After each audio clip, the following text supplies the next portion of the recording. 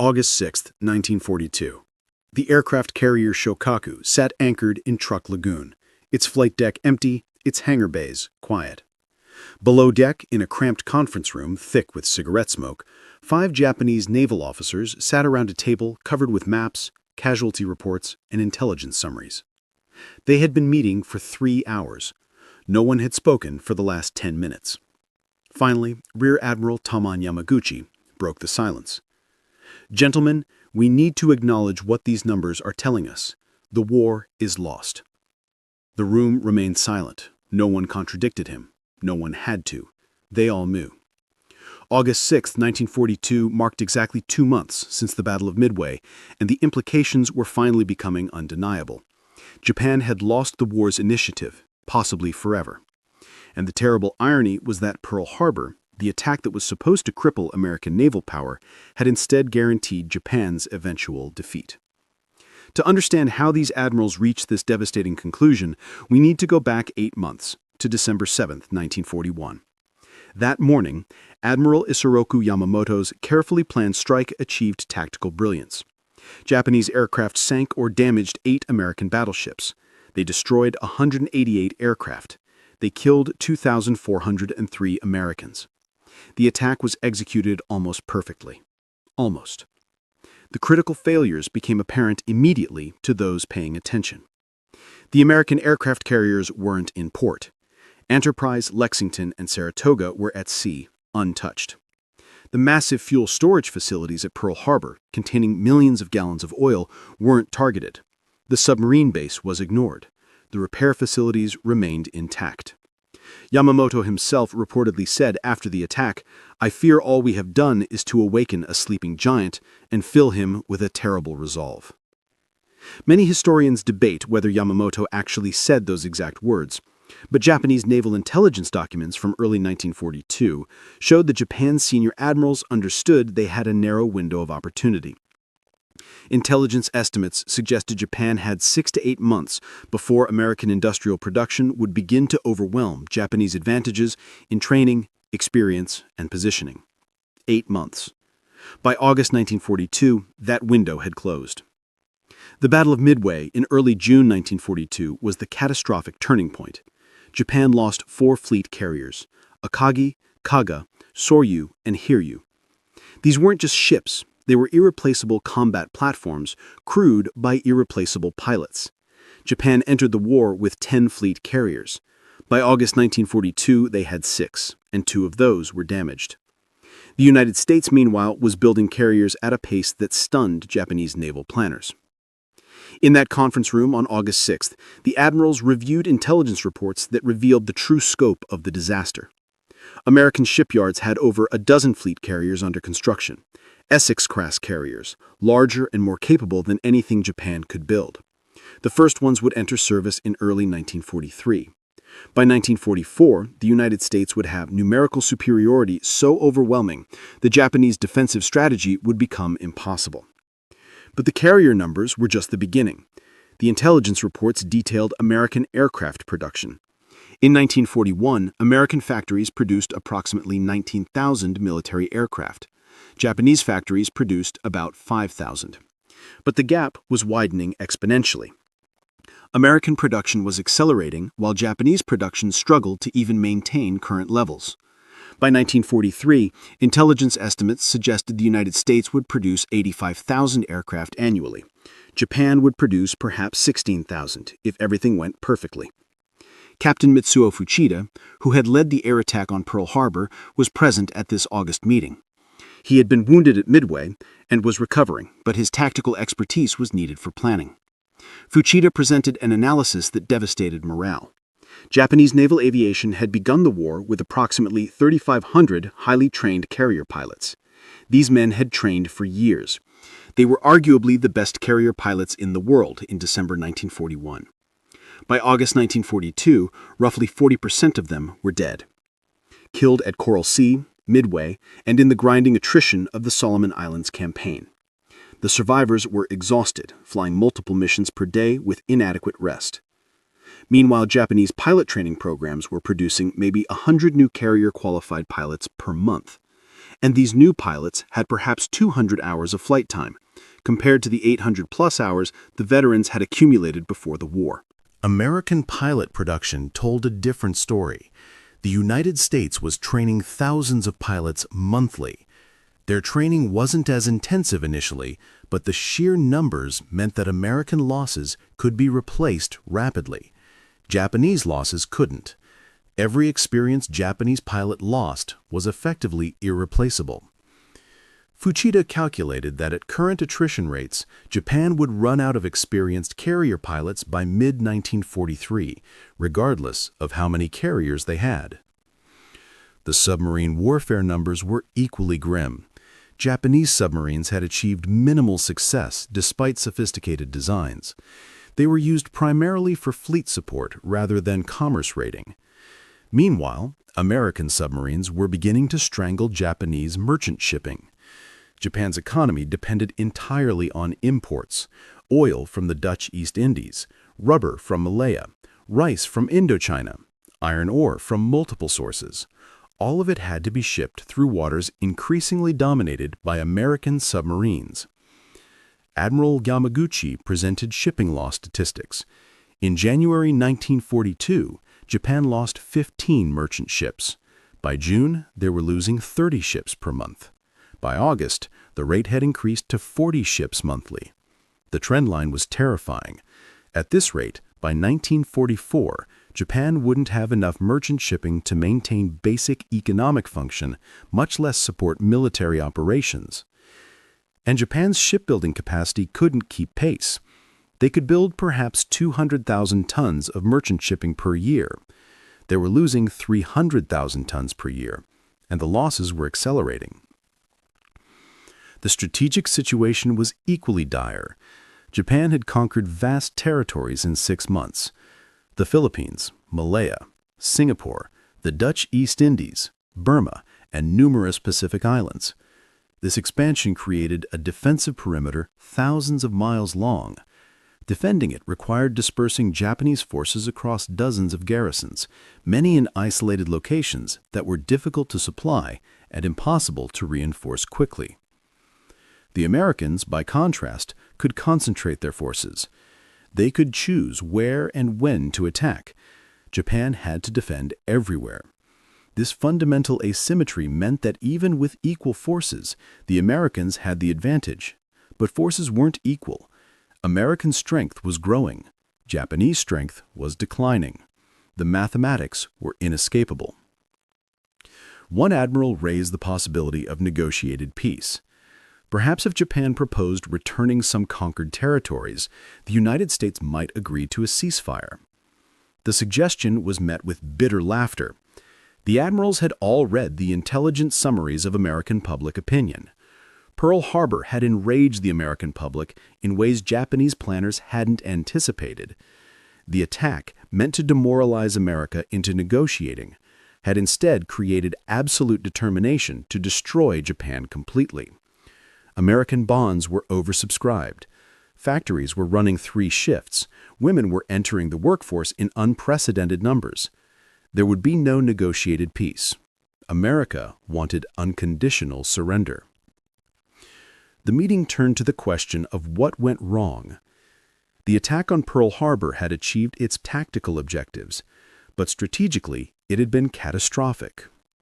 Why? Admiral Chuichi Nagumo, who had commanded the carrier strike force at Pearl Harbor, offered his perspective. The attack had been designed to destroy American battleship power, giving Japan 6 months to consolidate its conquests before America could respond. The theory was that after 6 months of defeats, American public opinion would force the government to negotiate. This theory was revealed as fundamentally flawed. First, battleships weren't the decisive weapon. Carriers were. By missing the American carriers at Pearl Harbor, Japan had left America's most important naval assets untouched. Second, American public psychology had been completely misunderstood. The attack had unified American opinion in ways nothing else could. Third, Pearl Harbor had given America the moral high ground internationally, making it easier to build alliances and secure resources. Fourth, And perhaps most critically, the attack had been too successful in one specific way. It looked like treachery. Japanese diplomats were supposed to deliver a declaration of war 30 minutes before the attack began. Due to decoding delays, the declaration was delivered after the attack started. This made Pearl Harbor appear as a sneak attack, a violation of international norms. American propaganda labeled it a day of infamy, and that label stuck. Japan had handed America a perfect rallying cry. Admiral Yamaguchi pulled out another document that made the situation even bleaker. It was an analysis of the Doolittle raid from April 1942. 16 American B-25 bombers had launched from the carrier Hornet and bombed Tokyo and other Japanese cities. The physical damage was minimal, a few buildings destroyed, a handful of casualties. Militarily, insignificant. But strategically, the raid had been devastating to Japan. It shattered the myth of homeland invulnerability. It proved that American carriers could approach Japan itself. It forced Japan to keep aircraft and troops in the home islands for defense, resources that were desperately needed elsewhere. Most importantly, it had prompted the Japanese High Command to accelerate plans for the Midway operation, the operation that had ended in catastrophic defeat. The Midway operation itself deserved examination. The plan had been complex, involving multiple forces approaching from different directions, meant to confuse and overwhelm American defenders. Instead, the complexity had created coordination problems. The Japanese forces were dispersed, unable to support each other. Meanwhile, American codebreakers had read Japanese communications and knew exactly where and when the attack would come. This brought up another critical failure: intelligence and security. Japanese naval codes were being read by the Americans. Japanese officers didn't know the full extent of the compromise, but they knew enough to be deeply worried. Every operation plan, every ship movement, every strategic intention was potentially known to the enemy before execution. Fighting a war when your opponent can read your orders is nearly impossible. The meeting examined alternatives that might have worked better than Pearl Harbor. What if Japan had not attacked the United States at all? What if they had only attacked British and Dutch colonial possessions in Southeast Asia? Would America have entered the war? The consensus was unclear. President Roosevelt clearly wanted to enter the war against Germany and Japan, but American public opinion in 1941 was deeply isolationist. Without Pearl Harbor, would Congress have declared war? Possibly not immediately. Japan might have gained months or even years to consolidate its conquests without American opposition. Instead, Pearl Harbor had given Roosevelt exactly what he needed: a united nation demanding war. Another alternative: what if Pearl Harbor attack had been more thorough? What if Nagumo had launched a third wave to destroy the fuel storage, repair facilities, and submarine base? Some officers had advocated for this at the time. Nagumo had refused, concerned about American counterattack and wanting to preserve his forces. In hindsight, this caution looked like a fatal error. Destroying those facilities might have delayed American Pacific operations by 6 months or more. 6 months that Japan desperately needed. But the admirals acknowledged an uncomfortable truth. Even a more thorough Pearl Harbor attack wouldn't have changed the ultimate outcome. The fundamental problem wasn't tactical execution. It was strategic reality. Japan's economy was a fraction of America's size. Japan's industrial capacity was perhaps 1/10 of America's. Japan's oil production was essentially zero without imports. Japan's population was less than half of America's. In a protracted war of attrition, these disparities guaranteed defeat. Yamamoto had understood this from the beginning. He had opposed war with the United States, arguing that Japan couldn't win. He had been overruled by army leaders and civilian government officials who believed American democracy was weak and decadent, that Americans lacked the will to fight a long war, that a quick series of victories would force American capitulation. Every one of these assumptions was proving catastrophically wrong. Captain Fuchida presented the most depressing analysis of all: the oil situation. Japan's entire strategic calculus had been built around securing oil from the Dutch East Indies. American embargoes had threatened to strangle Japan's economy and military. Seizing the Indonesian oil fields was meant to solve this problem, and Japan had succeeded in capturing those fields mostly intact. But success created new problems. The oil had to be transported to Japan. Tankers had to make the journey through waters increasingly infested with American submarines. In January 1942, Japan had imported 400,000 tons of oil from the Indies. By August, imports had dropped to 250,000 tons. The trend was clear. By 1943, submarine warfare might cut oil imports to levels insufficient to maintain military operations. Japan would have oil fields, but no way to get the oil home. The admirals discussed whether there was any path to victory at this point. Perhaps if Japan could inflict enough casualties on American forces, make the cost of advancing so high that American public opinion turned against the war? This hope was systematically demolished by intelligence assessments. American casualty tolerance appeared much higher than Japanese planners had anticipated. The Bataan Death March and reports of Japanese treatment of prisoners had enraged American opinion, making the war personal. Americans weren't calculating costs and benefits. They wanted revenge. They wanted total victory. Casualty lists that might have discouraged other nations seemed only to strengthen American resolve.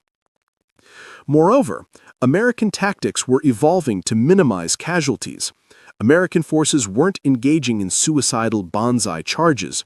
They were using overwhelming firepower, air superiority, and material advantages to grind down Japanese positions while minimizing their own losses. The Americans were fighting an industrial war, treating it like a production problem to be solved through superior resources and logistics. The meeting examined the current situation in the Solomon Islands, where American forces had landed on Guadalcanal in early August. Japanese forces were fighting desperately to dislodge them. But the admirals recognized that Guadalcanal represented a new American strategy: seizing forward bases, building airfields, using those airfields to dominate surrounding areas, then advancing to the next target. It was methodical, grinding, and it worked. Japan couldn't match this approach. Japanese logistics were inadequate. Japanese industrial production couldn't provide enough aircraft, ships, and supplies to match American reinforcement rates. Every battle was becoming a battle of attrition, and Japan was losing the attrition calculus at every level. One final document was reviewed, an economic analysis prepared by the Finance Ministry. It projected Japanese economic capacity through 1945 under various scenarios. Even the most optimistic scenarios showed collapse by late 1944. Japan's economy simply couldn't sustain the war effort for more than 3 years total. They were now 8 months into the war. The clock was ticking. The admirals reached their devastating conclusion. Pearl Harbor had been a tactical success, but a strategic catastrophe of the first magnitude. It had achieved nothing Japan needed while unifying and enraging the one opponent Japan absolutely needed to avoid fighting. The war was now unwinnable. The only question was how much destruction Japan would endure before accepting the inevitable. Admiral Yamaguchi proposed recommending to higher command that Japan seek peace negotiations immediately before the situation deteriorated further. The proposal was rejected. Not because the admirals disagreed with the analysis, but because they knew such recommendations would be ignored or worse, treated as defeatism and treason. The military government wasn't interested in reality. They were committed to fighting to the bitter end. The meeting concluded with no decisions, no recommendations, just shared understanding of the truth. Japan had lost the war on December 7, 1941. It just didn't know it yet. The admirals filed out, returning to their duties, planning operations they knew couldn't succeed, fighting a war they knew was lost.